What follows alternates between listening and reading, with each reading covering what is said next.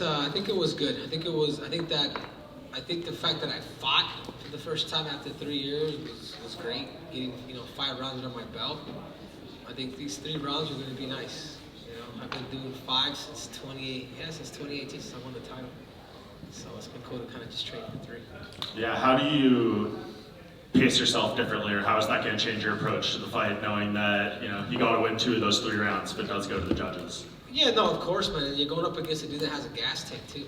So it's almost like we train for like 5 rounds in that sense, So I think there is a certain pace to it, but obviously it's you do have to take your time too, and have to be very methodical because that 1 minute period is also crucial too.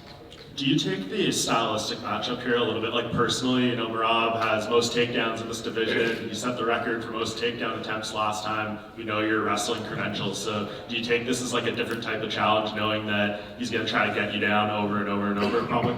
Yeah, of course. But the thing is can you control somebody up top? That's the key. The takedown does mean something, but if you can't hurt somebody up top, this is where Khabib made a living. This is where Islam, a lot of these Dagestanis are making a living, and they're taking it from the Americans. They're taking it from folk star wrestling, tying up the legs, top control, things like that. So, sure, I guess if you want to play it that way, we can play it that way. Yeah, I'm taking it personally. Can you just clarify the whole story here this fight week with Eric Albertine? I know he was just on the MMA Hour, and he did kind of say he wasn't really with you too much through the camp, but seemingly you guys kind of reunited on fight week. Like, what was the training situation, and if you guys didn't work together, why was that? I think with Eric, obviously he has Patricio Pitbull, and he had Paulo Borrachinha, who are out there. They both fight. Paulo fights this weekend with me, and then Pitbull fights the following weekend. And I just felt like it would be unselfish of me, especially when he has 2 guys. And obviously I've been away for such a long time. At the same time, I did need a little break from Captain. And but it worked out perfect. Obviously, we did chit chat, over the phone periodically. I let him know like everything that's going on. And, I brought in Josh Kramer. I brought in my brother to help me out a little bit as well. We brought Memo Torres, 2012 Olympian, all my weight class. So, it was good. But you could never have. Would Michael Jordan exist, without Phil Jackson? Should I keep going? we heard them. So he will be in your corner on fight night, though? Of course, Okay, and last thing I wanted to talk about, I think you put a video out this morning kind of saying you want to do 2 fights in this division and then go up. What's kind of the game plan here? Do you feel like a title shot will be on the line here if you get the win and you can fight the winner of Cheeto and O'Malley? Yeah, of course. That's the plan. My goal, and you guys are, and I'm probably going to get a lot of shit for this, but the goal is still 145 pounds. Like, I've already conquered, and I've already defended my 135-pound weight. I lost my last fight through split decision, but the goal I'm not wavering from the goal going up. So I just feel like, win over Merab, and then get the win out of Cheeto and Sean, and then I want both, whoever has about 145 pounds. I feel like I've earned it. I feel like with my accolades and the merit that I've been able to do in combat sports, I don't think you could deny me. And to top all that off, this is all or nothing. And I told the team, I sat with the team, I was like, hey guys, I'm here to, it's either gold or bust. Like, I either win it all or I'm not going to have it at all, and I'm out. I'm done. So I am putting that timeline, that pressure on me, because I do take this sport serious. And people are like, oh, you retired? I was like, dude, I've done everything there is to do. What the fuck? Like, what do I got to prove? Like, now it's just, it's a motivation more kind of motivated by a little bit of anger, kind of pissed at myself a little bit, but it's still motivated. In the back of your head, do you look at what this event is and feel like if that one judge scored it different for you against Aljo, you would have fought Sean and then you could be here, fighting Volk in the main event of this card? Yeah. But it is what it is, and I can't be mad at it too, because I've always been that guy. It's like, I have to win decisive. You have to win decisive, man. You can't just base anything off a kick or off of a punch. I will say this, I did win the 5th. I don't know how I lost that 5th. You know, accumulated more punches, got the only takedown. But anyways, that's what it is. But moving forward now, obviously I got Merab now, and I look forward to that fight. Henry, with the Aljo fight, how much of the loss do you put on the fact that you've just been out for ages? You know, if you'd have come in that with a bit of momentum, do you think you could have won it more decisively in your mind, or won the fight? Yeah, of course, if you have more time, but that has nothing to do with him or anything. That's on me. You know, of course, if you have more time, it would be different. But what can I do? Cry you a river? I already cried. With Merab, how highly do you rate his wrestling, right? Because yeah, he has the most hits, but it's usually like he spams takedown attempts, but doesn't necessarily get the person down. So is that good, or is that just his cardio being used as a weapon? It's his cardio. It's his cardio. His gift is not even the wrestling aspect of it. He understands his threshold, and how is it that he knows how to control that gas tank, and how is it that he just understands that thin line of where is it that he can push people, and they continue to keep pushing there when people kind of fall off. You know, he looked really impressive against Peter. You know, Peter was like, damn, like since the beginning he started the level changing the wrestling. Made Peter kind of get into scrambles and then continued it. And once Peter kind of started showing his cards, like, you know what, I'm just going to continue it for 5 rounds. So his gift is obviously, you know, what's made him has been the wrestling stuff, but I think his gift now is just his cardio, him understanding his threshold. In a way, I mean, obviously you still think you're the best in the world. In a way, is this fight stylistically the perfect chance to prove that you are the best, right? Because stylistically, you know, he's going to come at you, he's the younger guy, he's going to just continually try and push your cardio. If you can beat this guy, it shows that you can beat anyone. Oh yeah, 100%. I think even between me and Merab, I think this is the best fight. This is the best fight at 135 pounds. This is the real world title. You know, Sean's going to pick a number 6, he's going to pick a guy that freaking lost, you know, 50-45 to Sanhagen. Like, that's who gets a title shot? It makes no sense, but I also get it. I also get the theatrics and the entertainment side of it. I think, you know, Sean was able to create that. When you're a champ, you have that leverage. So, you know, to me, this fight here decides who the best in the world is. Last one for me, just going back to the Captain Eric thing. Was the countdown thing like legit? Was that the first time you had spoken to him about it, or was that you had a conversation before that? What happened on the countdown episode? I don't kiss and tell, but I will let you smell. The weirdest thing you've ever said. Dude, guys, if you guys don't know, me and Captain Derek, we always have shit under our sleeves. Did you guys enjoy the acting skills? I was actually very impressed with Eric's acting skills, yeah. It's very good. Henry, right here? Yeah. When you said earlier it was all or nothing this fight, does that mean if it ends up being nothing, that's going to be a retirement after this fight? Yeah. 100%. How much pressure does that put on yourself? It's a big time pressure, because I know I got to fight. I know, you know, you got to put these clauses on you. You know, I'm not going to continue to fight just to fight, man. My goal is, I'm too competitive, man. I want to be the best in the world. I want that belt, and I really want that other one. So that's kind of where I'm at. So if I can't have that, then I don't want anything. Then keep it all. You know, it's like, why did I retire? It wasn't even a money thing. It was like, what else has motivated me? I mean, that was part of it too. I would have loved for Uncle Dana to maybe give me a bump on my raise after defending both of my belts. But it is what it is. You know, I respect the shit out of him.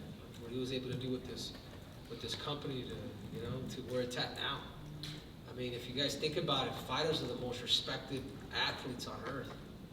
You know, you walk down the street, you get freaking these bodybuilders. Oh man, can I take a picture with you? So I appreciate that, man. I think Dana's done a lot, but it's on me now to go out there and accomplish what I'm trying to set out to do. And if I can't have it, then I just don't want it. That seems a little different than from the mindset in your first retirement, because you did have gold and you were about to go on a run of defending your titles multiple times and maybe a long title reign. Do you regret the original retirement in any ways and maybe establishing yourself a little more? No, I truly mean that. Like, for those who don't know, even when I won the Olympics, I retired for 3 years too. You know, and I started kind of figuring out that I'm more of a conqueror. Like, what is it like? What did I set out to do? And I was watching a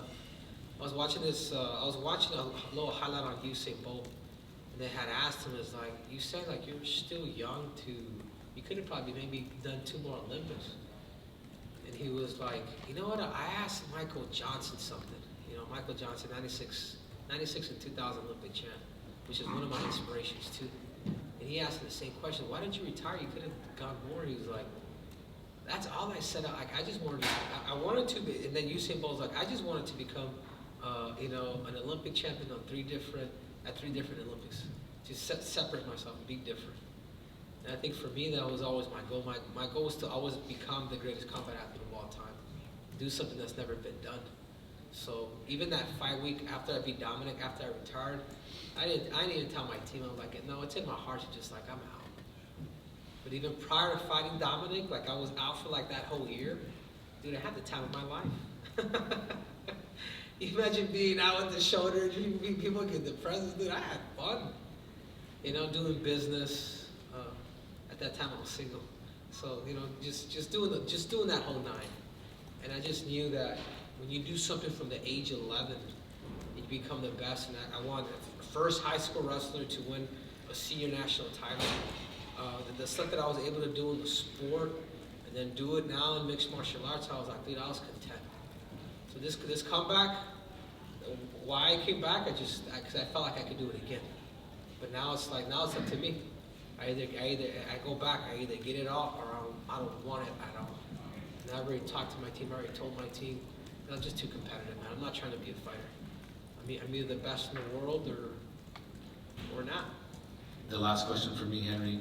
A lot of fighters, I'm sure, would like a knockout because that's a definitive statement in a fight. But given the stylistic matchup, would you maybe prefer grappling him over the course of 15 minutes and really establishing and proving yourself there?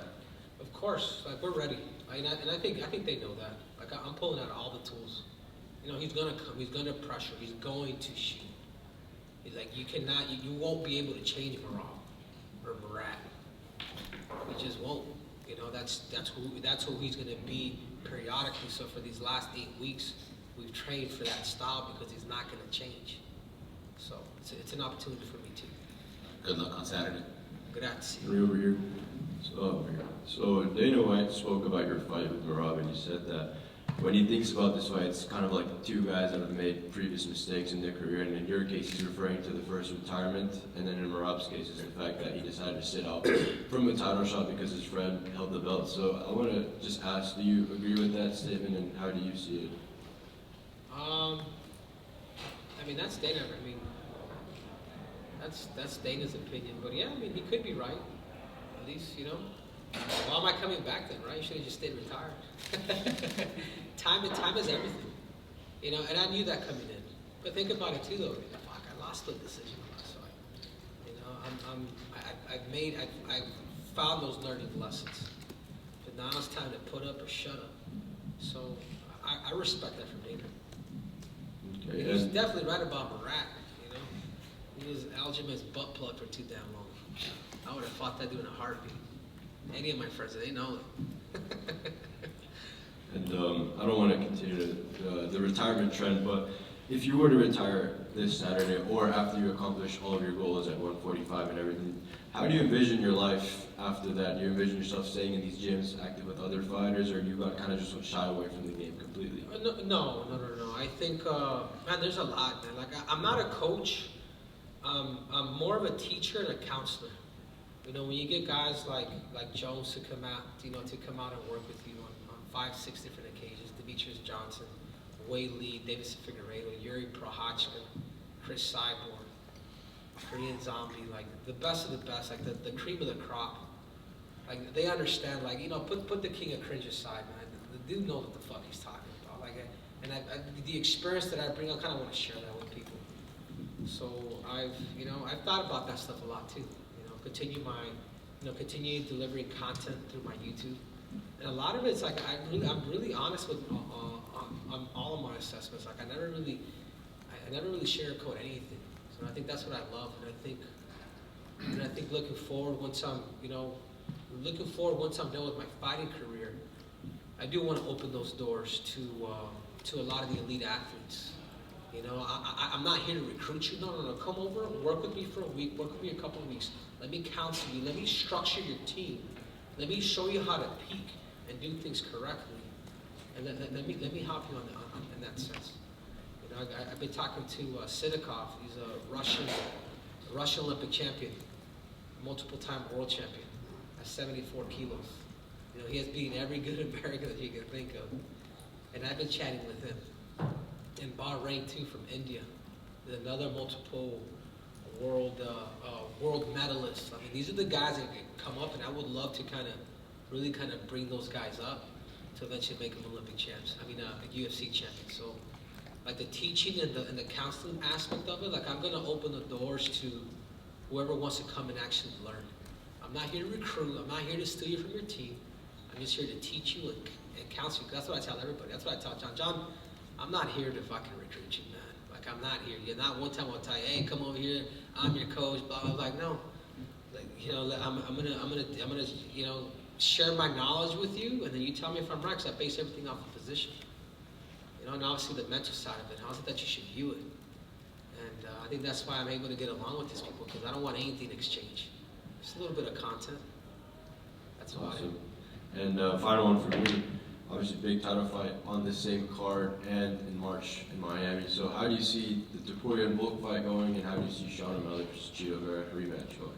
That's a good one. That's I like Ilya, but I know Ilya is also going for Merab. And I think me and Volkanovski kind of shook on it yesterday. He's like, I'm going for you, so you better go for me. But I think it's hard to bet against a guy like Volkanovski. But I said it before, the time to fight Volk would be now. Get him right after a knockout. You know what I'm saying? Could the Matador and Ilya Topuria get him to exchange? Could Volkanovski break him with his lateral movements? Bring back those fakes, inside kicks. Play the mouse rather than the cat. You know, if he's able to, it's really Volkanovski's game plan's going to change it because we know that Ilias is going to come, and he's going to go. But I think the biggest key for Volkanovski is going to be the leg kicks. If you watch his last fight, Ilya against Josh Emmett, Josh Emmett was 7 for 7 stop kicking. You know, Volkanovski watched some of my fight feedbacks. He'd, you know, which I know a lot of these guys have watched it. But anyhow, I think I like them both. But if there's one guy that needs to make the adjustment in that fight, it's Volkanovski. Because power, that button right here after getting knocked out, if Ilya touches it there again, you know, and that dude has power, it could be a good night for both two. The O'Malley and Cheeto one going. O'Malley, I still got Cheeto. I think if Cheeto is able to make this dude fight, I think if Abel is able to bring that grit like he did that first fight, like every time I see O'Malley look at the clock, every time I see him do that, and he throws a lot, just make him work, good defense, like build that callus in your body to where you're able to take these hits, good defense. I think Cheeto stops him in the 5th, maybe even 4th, but he has to bring that fight in the beginning. Make him fight. Okay, sacrifice the first round, but make him throw, make him fight you, make him fight, make him do all that. And if you're able to do that, the way you beat O'Malley is through the gas tank. Go back and look at all his fights. Study his demeanor. Study when that he's looking at the clock. Push the pace. Push the pace on something like that real quick. Hola Henry, ¿qué tal? Muy buenas. Te quería preguntar si crees que la clave del combate, aunque ahora tenemos que escuchar inglés, pero bueno, para que los aficionados españoles o hispanos también lo sepan, si crees que la clave del combate contra Merab Dvalishvili va a estar en la lucha o en tu striking. Just for the crowd, I know you've answered this in English, but do you think that the key for your fight against Merab is either be in the wrestling or in striking? Va a ser en los dos. Es en los dos, o sea, no va a ser una pelea de solo lucha o de solo striking. Es quién es la persona que puede mixturar todo mejor. Y quién es la persona que tiene el mejor plan y táctica. Y quién es la persona que se puede ajustar. So es mucho más complicado que nada más, él tiene el wrestling, él va... No, porque yo también tengo rodillas. Yo también soy campeón olímpico también. I think both. I'm not going with the expectation that it's going to be just striking or just wrestling. I think it's the person that's going to be able to adjust to change the game plans and things, and you know, whatever, wherever the fight goes. And you know, I'm not just that. You know, I got more things. I got some knees. I got some other things. I'm an Olympic champion. También te quería pedir, por favor, aunque lo hemos escuchado en inglés, un pronóstico del combate de Ilia Topuria contra Alexander Volkanovski. Now, in Spanish, for the crowd, what do you think is going to happen between Ilia and Volkanovski? Yeah, yo creo que primeramente Ilia es un muchacho bien fuerte, bien fuerte. Una vez yo también fui invicto. Yo también tenía esa fe de ganarle a un muchacho que tiene mucha más experiencia que yo, Demetrius Johnson. Pero cuando entras a ese nivel del 1%, cambia un poquito, porque Volkanovski no es un menso. Se puede ver un poquito menso y tonto, pero no es. El muchacho patea, el muchacho sabe derrubar, el muchacho tiene potencia también.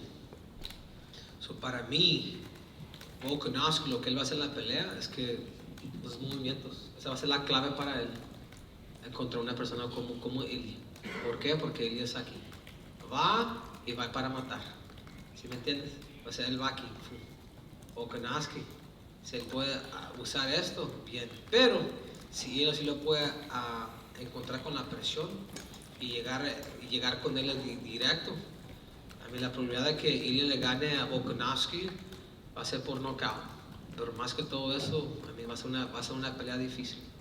Y la última para mí, Solo para la gente. I was once that guy. I was once, you know, undefeated. I was once that guy that was coming up, and I had all this faith. You know, it was against Demetrius Johnson, and I just had all that. But once you get to the 1%, once you get to the top echelon, things are different. It's a different game out there. Obviously, you know, sometimes Volkanovski doesn't. Listen, he's very smart. He knows things. He can move around laterally. He can kick. He's very powerful. So that's the key for him. And he move around him. And Ilia is a matador. He goes straight. He goes for the kill. If he can put in that pressure, I think that's the key. But it's just that's what it is. Movement against direct striking.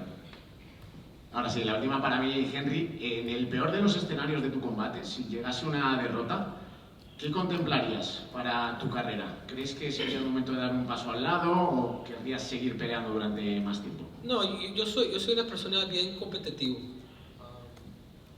Yo desde que era niño siempre fui así. Yo recuerdo que me ganaron, era un niño. Y a mí me encantaban mucho las medallas. Y creo que yo tenía comencé a luchar como a los 11, 12 años. Me recuerdo que un niño me ganó y agarré una medalla de plata. Y yo recuerdo que agarré esa medalla de plata y chingas, ¡pum! Tiré con coraje, ¿sí me entiendes? Para mí es, yo logro todo, quiero todo, no quiero nada. Yo no estoy aquí para ser un peleador o por la atención ni hasta por el dinero, porque ya yo no tengo, no sé, estoy en las bienes raíces, hago bien dinero con mis patrocinios y cosas así. ¿Es todo para mí o no quiero nada? Ya hablé con mi equipo, pero también yo estoy poniendo esa presión en mí, porque yo también sé que órale, ¿te dices que quieres esto? Ok, vamos. Es una presión de nada o todo. Y es así.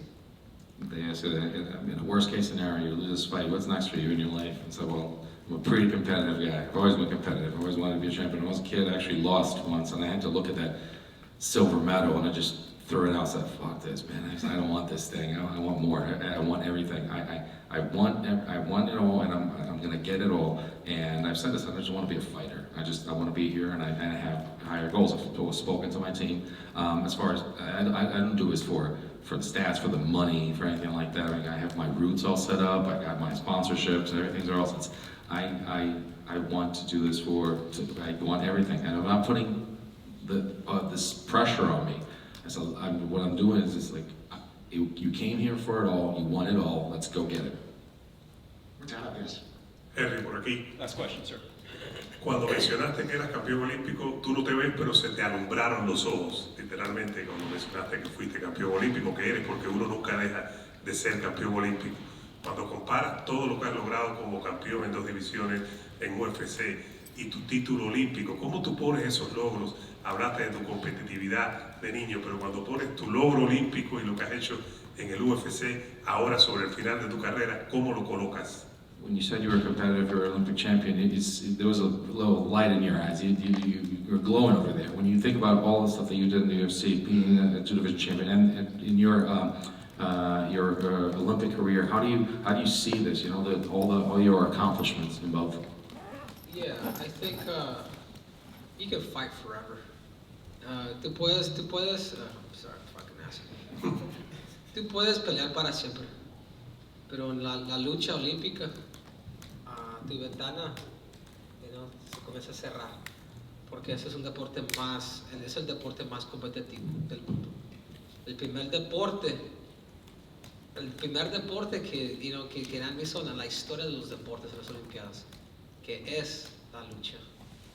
Es un deporte que ya está desarrollado, un deporte donde es bien competitivo, y creo que las Olimpiadas no hay nada que llega encima de eso, porque tú eres el mejor de los mejores, y en ese día, cada 4 años, tú necesitas llegar en ese día de un niño, de tener un sueño y decir, hey, yo soy el mejor del mundo. En ese día, puedes estar enfermo, puedes estar cagado, cualquier cosa, pero en ese día necesitas llegar. Para mí no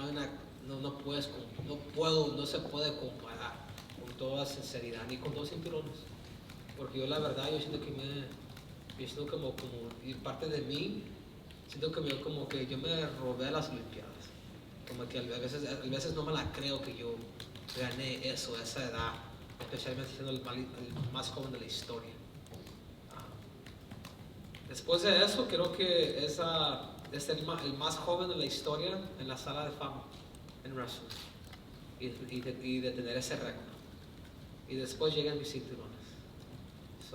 Ni es el primero ni es el segundo, pero es el tercero y cuarto. Being an Olympic champion, you can fight forever, but being an Olympic champion there's just such a small window in wrestling. If you think about Olympic wrestling, it is the first Olympic sport of all Olympic sports. It's the ultimate goal of the Olympics. It's a sport that originated a lot of the Olympics. You're there, and it doesn't matter. And when that opportunity comes, every 4 years, it can be the best of the best. You can be you're against the best in the world. That's a dream to come true for a kid that wants to be the best. And you can be ill, you can be shitting in your pants, it doesn't matter, you are going to be there, and that day you need to get that. So for me to get that, to this day I think I almost stole that, how did I become an Olympic champion? It's still incredulous. And then after that, being the youngest to do it as well. So those things, and then came 2 titles, so it's not even the first or the second. I look at the Olympic gold, being the youngest, and then actually you come after that. So the wrestling, very important.